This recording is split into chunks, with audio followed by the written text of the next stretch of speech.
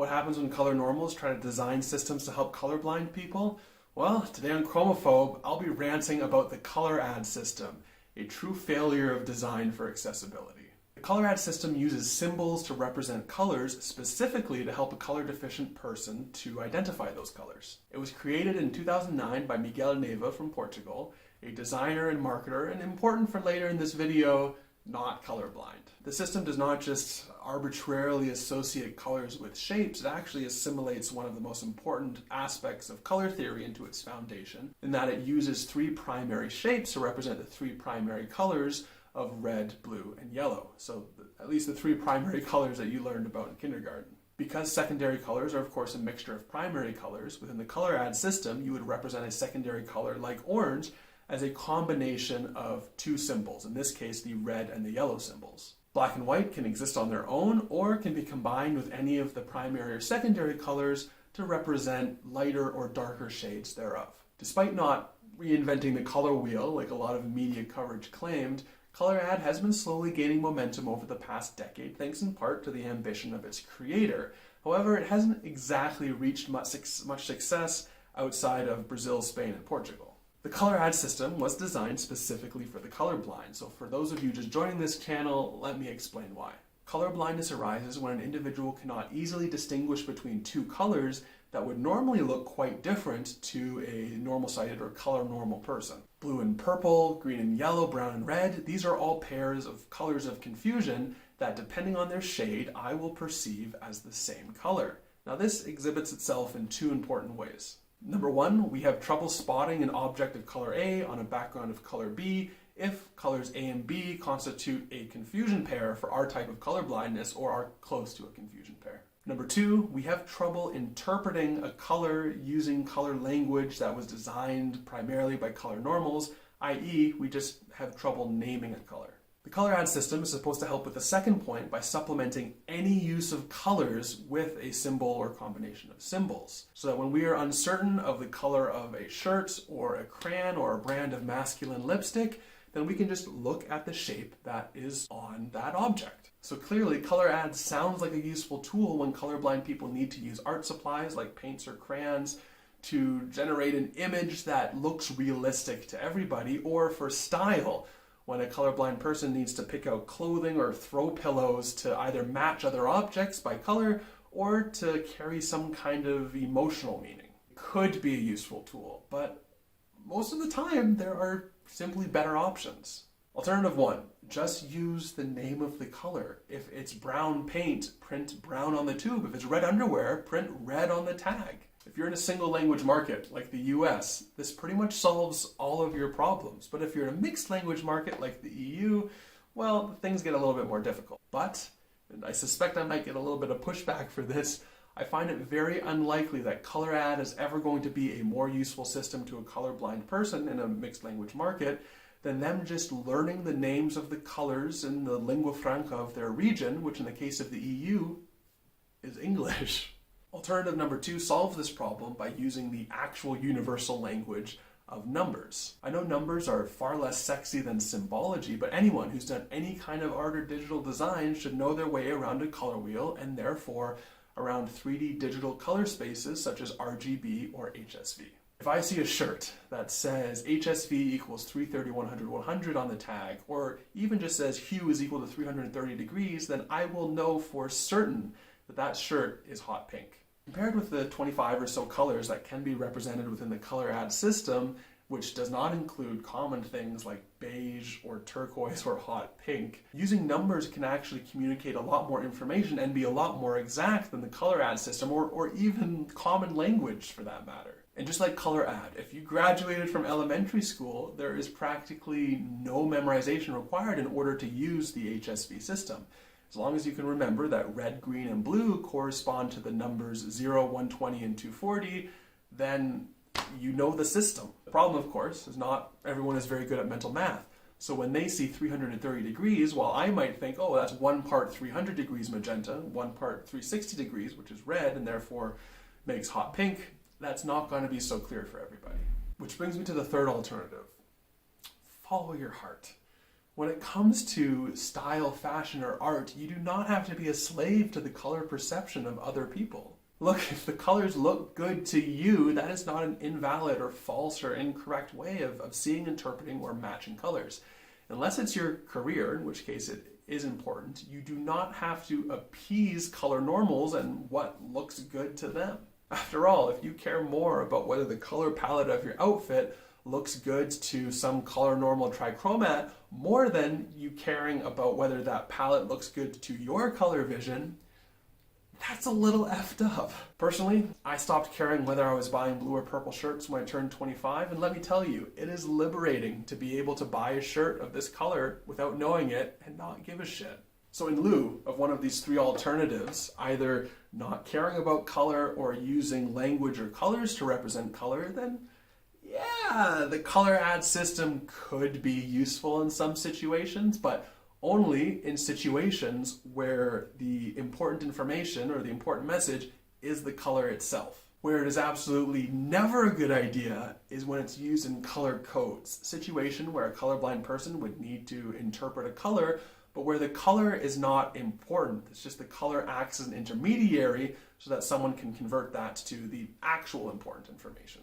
You can think of how graphs use colors to reference information in the legend, how Taekwondo uses colors to indicate skill level, or how bombs use colors to indicate the function of individual wires. In all of these cases, though, the colors are completely arbitrary. You could completely mix up all of the colors, and as long as you update the legend accordingly, the color code is going to be just as functional as it was. Unlike its reasonable application in art and style, the ColorADD system should never be used in color codes, and despite that, the majority of applications that use ColorADD is in, it's in color codes. So now I want to take the opportunity to go through a bunch of these bad color code ColorADD applications, and in each case, explain what would be a better way for colorblind people to interpret the information hidden behind the color code. So number one, garbage cans. Now, why is there a color code here at all? This just forces people to memorize what waste goes in a yellow trash can. Banana peels? One elegant language-free solution here is to make the openings in the trash cans the shape of the thing that goes in them, which you've probably seen, where you use a small hole to indicate that that's where you put your beverage containers. Or, just put an icon of the thing that belongs in the trash can on the trash can, like a newspaper or an aluminum can. Look, even if colorblindness didn't exist in the world, this would be a better solution. A lot of color codes can simply be avoided by using useful iconography, but for some reason, people just freaking love to use color codes on everything unnecessarily. Number two, apples. Now, do people really look for apples based on their color? Do they say, hey, I want a gala apple. I'm going to look for one that's reddish, greenish, orangish, yellow. I don't know the color of a gala apple. But if you're going to adhere a sticker to the apple already to put a color code on there, why would you not just print the text of the variety of that apple, of gala or Fuji or red Macintosh or whatever? Something that is universal and language agnostic. I mean, what's next? Genetically engineering the skin of a banana to show a color code to tell you how ripe it is? Come on, this is ridiculous. Number three, transit maps. Now, your city's bus route map probably relies pretty heavily on color, and rightfully so. Even for colorblind people like me, color on these maps greatly facilitates interpretation of that information. Whether it is following a bus's route over the map or comparing the color of a line to information in the legend, it is a useful tool for everybody. Redundancy to the color is crucial, but because the colors themselves are arbitrary, the symbols used to represent them can also be arbitrary. Even better, because bus or train routes are usually represented by a letter or a number, just take that letter or number and print it directly on the map by the line for that route. I mean, you don't need to know what color that line is because that color is arbitrary. You just need to know the information behind it. And the color mixing aspect of the ColorADD system, it's not useful here at all.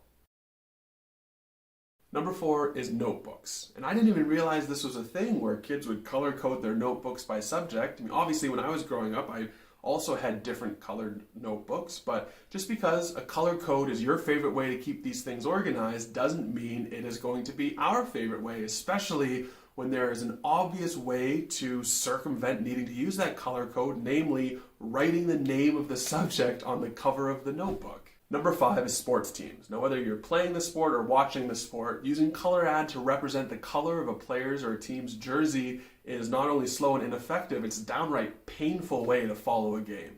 Look, sports leagues figured out a long time ago how to appease both the colorblind players and the colorblind spectators. You simply have in each game one team wear a white away jersey and the other team wear their colored home jersey. Then nobody, including monochromats, has any trouble with keeping track of the game. Sure, some leagues haven't quite caught on to this easy solution yet, but you don't get people to adopt a system that works by introducing a system that doesn't work. Number 6, parking sections. Now, this IKEA parking lot in Porto was divided by color so that shoppers could remember about where they had parked. But each one of the colors was also redundantly labeled with a letter, such that A was always red and B was always blue, etc. So why in the hell would you add a ColorADD symbol here? Look, I am never going to remember where I parked by thinking of a color either with or without the ColorADD system if I can just remember the letter. And I think that most people have an easier time remembering a letter or a number than they will trying to remember a color through remembering a symbol. It doesn't. Number 7, beach flags, or really any other measure of severity or status where you use the typical traffic light color convention where green, yellow, red means go, caution, stop, or good, okay, bad. Obviously, using green, yellow, and red for a scale like this is a terrible choice when it comes to trying to be accessible to the most colorblind people, but that's a topic for a different video. The colors shouldn't matter though, as long as you can back it up with some meaningful iconography. When it comes to this color convention, we already have icons that make sense or are pretty universal, such as red, yellow, and green can be represented by an X, an exclamation mark, and a check mark, or a sad, neutral, or happy face. Hell, you can even use emojis and you can still get most of your point across. Because the color mixing attribute of ColorADD doesn't actually add any value to the symbology, why the hell would we use ColorADD here? Number 8, Rubiks Cube. Now, in this case, I don't need to know what the colors are, I just need to be able to tell them apart. And it's actually quite easy to take 6 colors that any dichromat can easily tell apart, especially if you include black and white as 2 of them. Otherwise, tons of speed cubers use symbols on their cubes to help them solve it. Here are a few examples of good implementations, but none of these speed cubers would ever use the ColorADD system because of its fatal flaw. So maybe you've picked up on this already, and maybe it's been bugging you for the last 5 minutes. But if I were to redesign this system, you can bet your ass I would not use the same symbol to represent 2 of the primary colors. The shapes for red and blue are the exact same, only differing by their orientation. But if you have an application of the ColorADD system where orientation changes, such as with a Rubiks Cube, then you cannot distinguish these 2 colors using the ColorADD system. Sure, blue and red aren't colors of confusion for almost any colorblind people, but if we look at the secondary colors, those for green and orange, the symbols are also identical, and green and orange are actually colors of confusion for almost all colorblind people.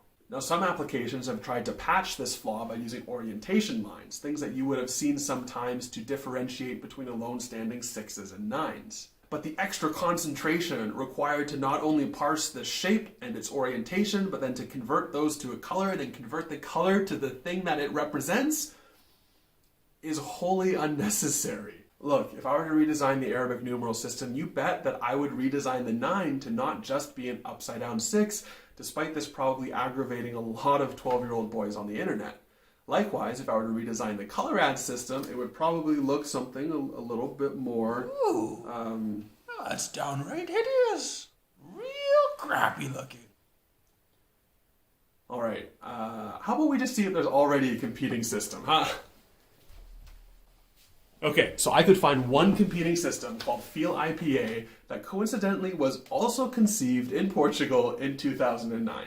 FeelIPA or FeelIPA or whatever, it's almost identical to ColorADD in that it has 3 primary shapes to represent the 3 primary colors. You get secondary colors by mixing those shapes. You have light and dark versions thereof, but the shapes just make so much more sense than the ones for ColorADD. All the shapes are unique and not sensitive to orientation. You could apply those to a colored pencil and not have to think about which orientation was intended. Clearly, FeelIPA is a better technical system in all but one metric, And that one metric is a frustratingly important one.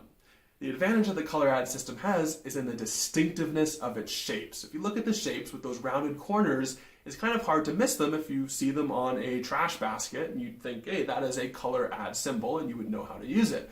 On the contrary, if you're looking at a blue object that uses the FeelIPA symbols, well, there's going to be a nondescript circle on it, and you might not immediately think, oh, that is a FeelIPA symbol that helped me with my color blindness. So maybe that's why the creators behind FeelIPA went dark in 2017, or maybe it's because their sample applications were a little stupid, because clearly, if this is how you think people are going to use the FeelIPA system, you do not understand the struggles of the colorblind at all.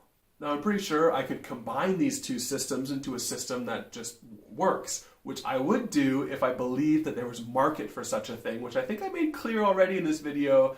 I don't. But if you want to see me get really mad about ColorADD, let me introduce you to my least favorite implementation by far, Uno. Now, this card game by Mattel is extremely popular, at least in North America. When it's a player's turn, they have to play a card from their hand that matches either the color or the number of the previously played card, so clearly to play this game, you need to be able to tell the 4 colors apart. With 472 different variants of the game, Mattel is always looking for new ways to sell Uno, sometimes making questionable marketing decisions on the way. For example, there is a Baby Bell themed deck, a Kylie Jenner themed deck, and a Saved by the Bell themed deck, which kind of makes sense until I tell you that it was released in 2020, 27 years after that show went off the air. There's also a nonpartisan deck where they have replaced the red and blue colors in the deck so as not to trigger Republican, Democrat family infighting over the American dinner table. Uno is second only to Monopoly for the number of game variants that have been created, and so when Mattel catches whiff of a new variant they can create, i.e. ColorADD Uno for the colorblind, clearly they jumped on it.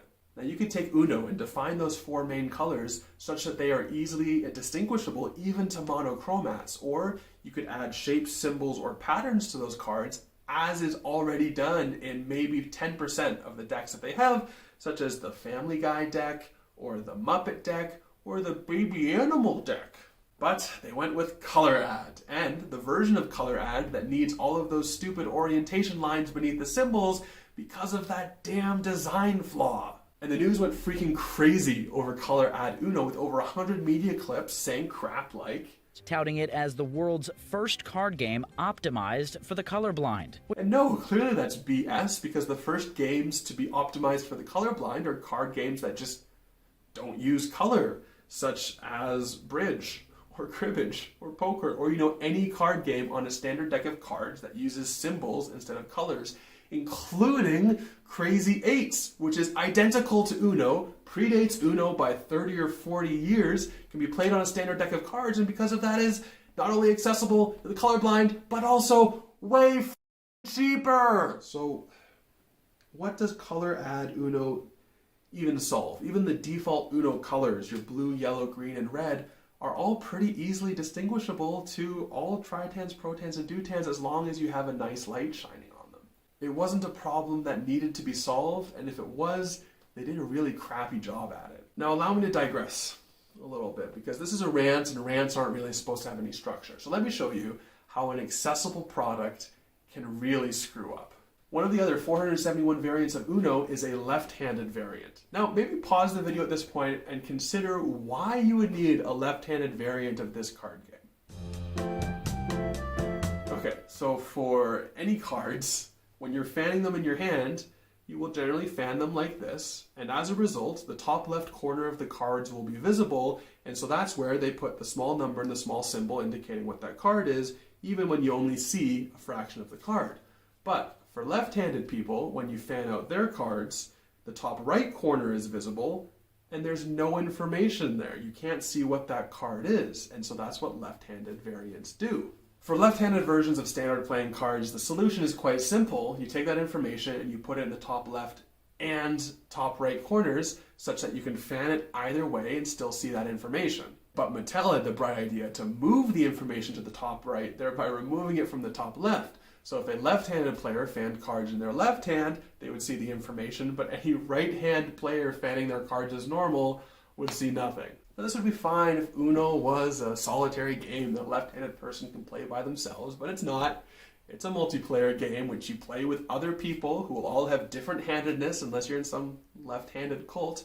So this begs the question, why would you not put the number in all of the corners? Especially considering that all of the left-handed people that I consulted about this all fan their cards in their right hand like a righty and never even considered that fanning their cards in the opposite direction was somehow determined by handedness. So not only is this lefty Uno deck inaccessible to right-handed players, it also forces many left-handed players to fan their hand in a way they've never done before. The solution was obvious. Put numbers in both left and right corners, let lefties play with righties, and let both of them determine which way they want to fan the cards in their deck. Even better would be to take the other 471 variants of Uno that you have and put the number in both corners for every one of those so all of your games are accessible to lefties. Which, okay, look, I get it. That's just one less opportunity to sell your game. No one's going to be getting some gag gift to put in a stocking for their left-handed sister.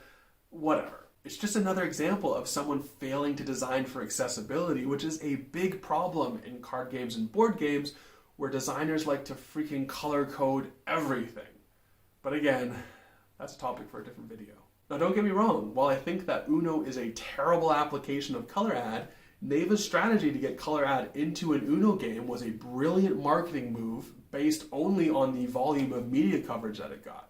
And not only did it spread the word about ColorADD, but I'm sure it sold a hell of a lot of games for Mattel, because there is nothing that a color normal person likes more than trying to fix the color blindness of their friends and family, which is why surprise and chroma unboxing videos are so damn pervasive. So look, I understand that if you want a system like ColorADD to go viral, you have to plaster it everywhere that you can, including applications where it doesn't have much of a practical purpose. I also definitely don't want to gatekeep and say someone like Miguel Neva can't try and help colorblind people just because he's not colorblind himself. It is quite common for members of the minority colorblind community to balk at members of the majority color normal community when they either try to help us with accessibility or just try to understand our experience a little bit more.